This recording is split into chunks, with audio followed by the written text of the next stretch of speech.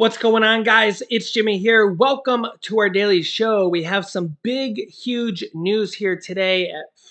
Oh my gosh, it's really crazy here. We have an assassination in Japan of the former president, and our president has a major executive order coming here that is going to affect millions of people here.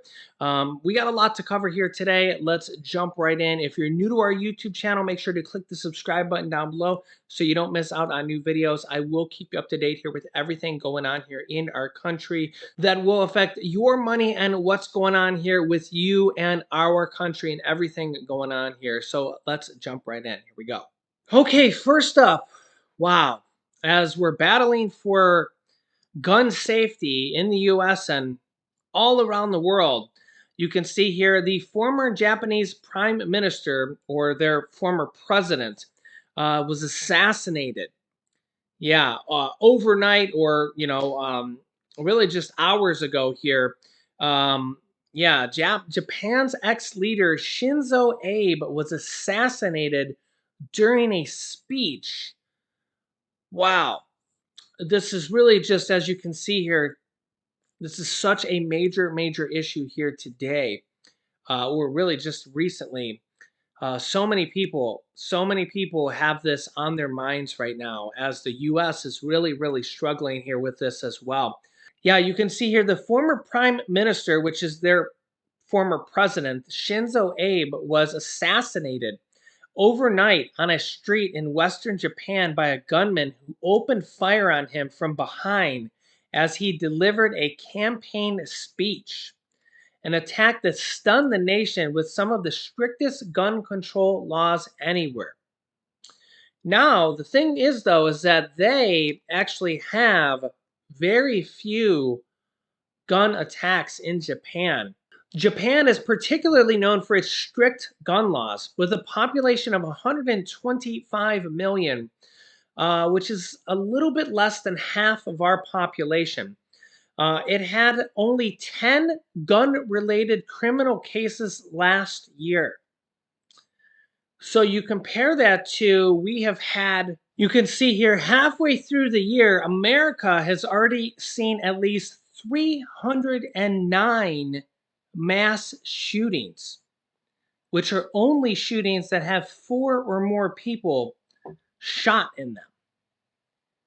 Yeah, that's a lot.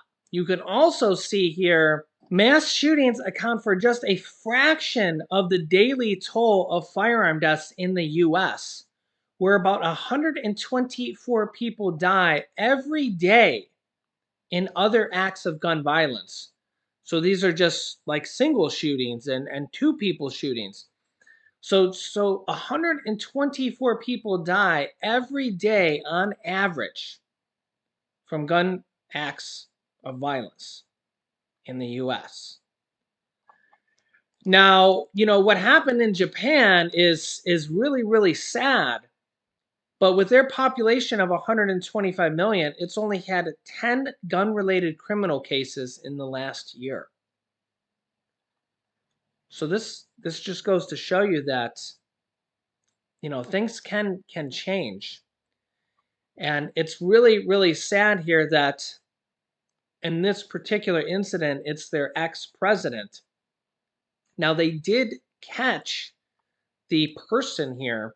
They arrested the person, Tetsuya Yamagami, who's 41 years old and is a former member of Japan's Navy, on suspicion of murder. Police said he used a gun that was obviously homemade, about 15 inches long, and they confiscated similar weapons and his personal computer when they raided his nearby one-room apartment. They said he responded calmly to questions and admitted to attacking the former president, telling investigators he plotted to kill him because he believed rumors about the former leader's connection to a certain organization that police did not identify. Yeah, so, this goes to show you, you can't stop all of them. But, imagine if, they've only had, last year they had 10 gun-related criminal cases with guns. We have 124 deaths every single day. Now they have a little bit less than half of our population, but this does kind of show you the ratio of how bad it is here in the United States. Um, yeah, and of course you can't stop all of them, and this kind of highlights that. But we're struggling with gun safety everywhere, and Japan has one of the highest gun safety records in the world, and obviously this is a black mark for them. But let me know your thoughts here in the comments. Imagine if we only had 10 gun incidences last year. Now, of course, we're a little bit over twice the size of them. So imagine if we had 25 or 30 for the whole country, as opposed to 124 deaths per day. I know it's shocking, shocking. Next up, President Biden has unveiled a new executive order to protect abortion access here today. This comes as the Supreme Court, which is a Republican majority, has struck down the Roe versus Wade ruling here. And now multiple different Republican controlled states have outlawed abortion access in varying different degrees. Okay. And everybody has different opinions on this. A lot of people have been protesting this. Some people think it's a good thing. Some people think it's a bad thing. And, some people think, a lot of women think that the government should not be able to determine what they should do for their bodies. The government should not be able to make the choice for them. Women should be able to make the choice over their own bodies, not the government. You can let me know your thoughts here in the comments, but President Biden has just unveiled this new executive order. So, yeah, you can see here President Biden has signed an executive order today aimed at preserving some access to abortion services. Wow. But again, acknowledge Congress has ultimate control over the issue right now. So we will see here where this leads to. If this gets overturned, we will see. Quote, if you want to change the circumstance for women and even little girls in this country, please go out and vote, President Biden said. The executive order builds off some of the administration's previously announced efforts and is limited in scope. It provides some incremental measures to protect access to emergency medical care for women who will seek abortions in states that ban it. Biden said, quote, let me be clear, while I wish it had not come to this, this is the fastest route available. The fastest way to restore Roe is to pass a national law codifying it, which I will sign immediately upon its passage on my desk, which Republicans are unlikely to vote for. Biden predicted women will turn out in record numbers to vote for. Here is what President Biden has to say. Let me know your thoughts on this. Check this out. I want to talk about an executive order I'm signing to protect reproductive rights of women. In the aftermath of the Supreme Court's terrible, extreme, and I think so totally wrong-headed decision to overturn Roe v. Wade. In both formalized actions I announced right after the decision, as well as adding new measures today. Let's be clear about something from the very start. This was not a decision driven by the Constitution. Let me say it again. This was not a decision driven by the Constitution. And despite what those justices in the majority said, this was not a decision driven by history. You've all probably had a chance to read the decisions and the dissent. The majority rattles off laws from the 19th century to support the idea that Roe was a historic anomaly because states outlawed abortion in the 1880s, toward the end. But that's just wrong. The truth is, today's Supreme Court majority that is playing fast and loose with the facts, even 150 years ago, the common law and many state laws did not criminalize abortion early in pregnancy, which is very similar to the viability line drawn by Roe. But the Dobbs majority ignores that fact. And the Dobbs majority ignores that many laws are enacted to protect women at the time when they were dying from unsafe abortions. This is the horrific reality that Roe sought to end. The practice of medicine should not, emphasize, should not be frozen in the 19th century. So what happened? The dissenting opinion says as clear as you can possibly say it. And here's the quote. Neither law nor facts nor attitudes have provided any new reason to reach a different result than Roe and Casey did. And has changed, and all that's changed is this court, end of quote. All that's changed is this court. That wasn't about the Constitution or the law. It was about a deep, long-seating antipathy toward Roe and the broader right to privacy. As the justices wrote in their dissent, and I quote, the majority has overruled Roe and Casey for one and only one reason, because it has always despised them, and now it has the votes to discard them, end of quote. So what we're witnessing wasn't a constitutional judgment. It was an exercise in raw political power. On the day the Dobbs decision came down, I immediately announced what I would do, but I also made it clear, based on the reasoning of the court, there is no constitutional right to choose. The only way to fulfill and restore that right for women in this country is by voting, by exercising the power at the ballot box. Let me explain. We need 2 additional pro-choice senators and a pro-choice House to codify Roe as federal law. Your vote can make that a reality. I know it's frustrating, and it made a lot of people very angry, but the truth is this, and it's not just me saying it, it's what the court said. When you read the decision the court has made clear, it will not protect the rights of women, period. After having made a decision based on a reading of a document that was frozen in time in the 1860s, when women didn't even have the right to vote, the court now practically dares the women of America to go to the ballot box and restore the very rights they've just taken away.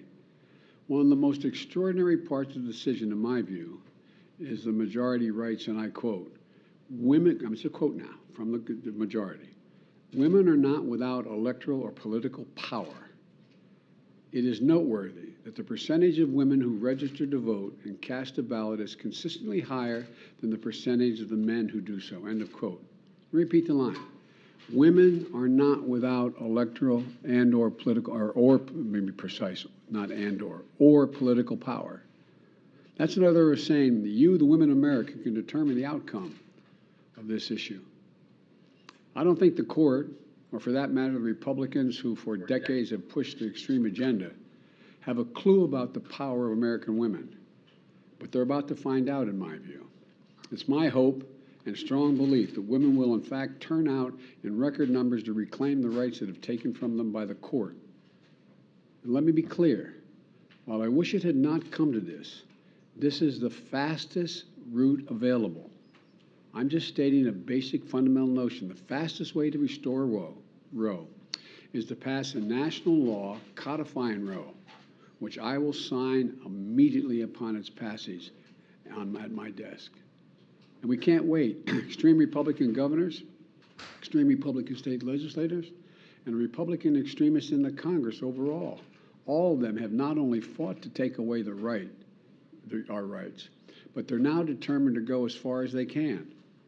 Now, the most extreme Republican governors and state legislators have taken the court's decision as a green light to impose some of the harshest and most restrictive laws seen in this country in a long time. These are the laws that not only put women's lives at risk, these are the laws that will cost lives. What we're witnessing is a giant step backwards in much of our country. Already the bans are in effect in 13 states. 12 additional states are likely to ban choice in the coming weeks. And in a number of these states, the laws are so extreme, they've raised the threat of criminal penalties for doctors and healthcare providers. They're so extreme that many don't allow for exceptions, even for rape or incest. Let me say it again. Some of the states don't allow for exceptions for rape or incest. This isn't some imagined horror. It's already happening. Just last week, it was reported that a 10-year-old girl was a rape victim in Ohio. 10 years old. And she was forced to have to travel out of the state to Indiana to seek to terminate the presidency and maybe save her life. That's last part is my judgment. 10 years old. 10 years old. Raped, 6 weeks pregnant, already traumatized, was forced to travel to another state. Imagine being that little girl. I'm serious. Just imagine being that little girl, 10 years old.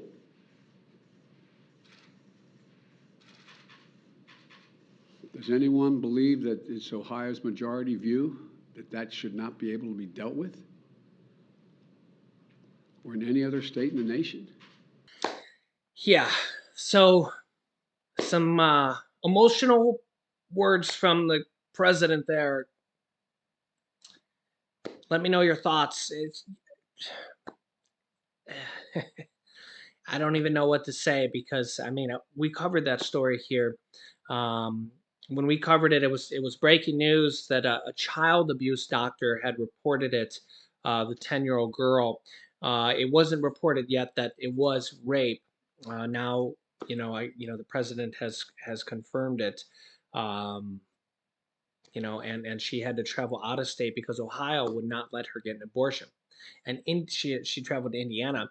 Indiana is in the process of potentially getting an abortion here as abortion bans as well, and there's going to be a lot of states where there's surrounding states that won't offer it. Imagine you're a 10-year-old who just got raped, and you don't even have the option, um, and you were raped. And you heard the president say that some states don't even give exceptions for rape or other circumstances. Like I seen another story where the woman she had what's it called, an ectopic, and she was literally in danger of dying, and they wouldn't help her. They wouldn't help her. And we're gonna see a lot of cases like this where eh, it's a really tough decision here. And there's a lot of states that have no exceptions at all. None. So um women are gonna die from this.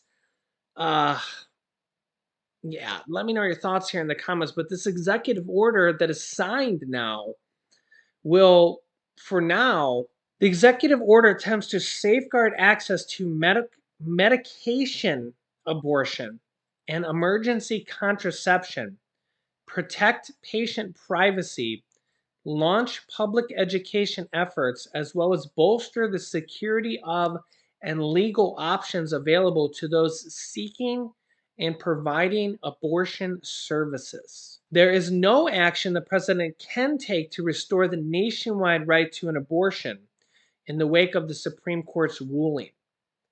Biden has acknowledged this publicly. His options to expand abortion access remain limited and is calling on the American people to elect more members of Congress in the November's midterm elections who will support federal legislation protecting abortion access and women's rights. Now, I know this is a very complicated issue. We'll have to see what happens with this executive order. Let me know your thoughts here in the comments. I will keep you up to date here with everything going on here in our country that you need to know about and directly pertains to us here in our country and everything going on here in the world. So if you haven't subscribed to our YouTube channel yet, make sure to click the subscribe button down below. It's completely free to do so. Click the bell icon to get notifications when we go live, which is every day at 10 a.m., 3 p.m., and 8 p.m. Eastern Standard Time. I will keep you up to date. You can click here to see my newest video on $2,400 Social Security raises, and you can click here to see my newest video on stimulus checks, some that are going out here this week. So click on one of those videos next. Thanks for watching, guys, and I'll see you in the next video.